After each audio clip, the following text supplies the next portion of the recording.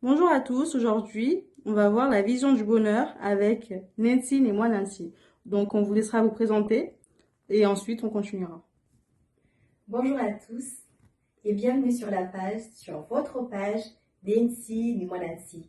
C'est une page d'émission d'éveil de conscience qui nous permettra d'avoir une conscience collective pour notre bien-être, mais aussi pour changer l'avenir, pour savoir s'orienter.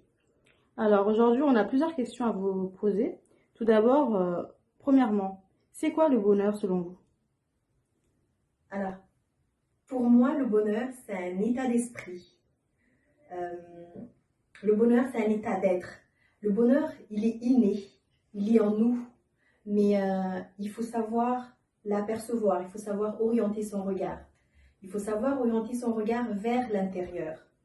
Parce que le bonheur, il est là, il est présent. Mais il faut accepter que parfois, le bonheur peut s'éclipser. Et dans ce moment-là, il faut savoir s'écouter et orienter son regard pour pouvoir l'apercevoir. Et avec le Covid nous a appris beaucoup de choses. Il nous a appris à apprécier les bons moments. Il nous a appris à savourer les petites choses de la vie. Très bien. Mais donnez-moi un exemple d'une manifestation du bonheur. Le bonheur se manifeste pour moi. Le bonheur, c'est le fou rire de mes trois solocantes lorsque je les vois éclater de rire, lorsque je les vois heureux, mais aussi la petite danse les petits pas de maman lorsqu'elle fait sa petite danse, la danse de réussite. Et c'est moi, c'est ça le bonheur. Comment pouvez-vous encourager une personne d'être heureuse? Tout d'abord, je le ferai comprendre. Je ferai comprendre que le bonheur, il est en lui. Personne ne peut l'apporter. Le bonheur ne vient pas de l'extérieur. Le bonheur vient de l'intérieur. Donc, il faut savoir orienter son regard vers l'intérieur.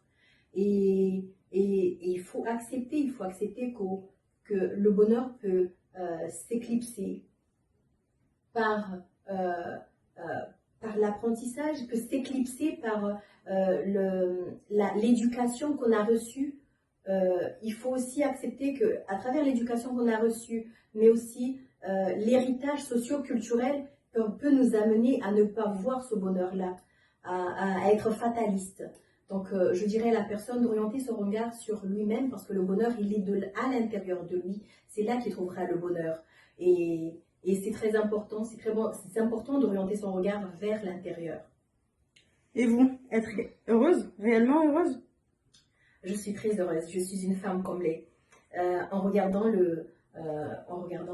l'éclat de rire de mes trois solacantes, en recevant parfois des appels de mes anges gardiens, de mon ange gardien, ce n'est peu que être heureuse. Et je suis une femme comblée.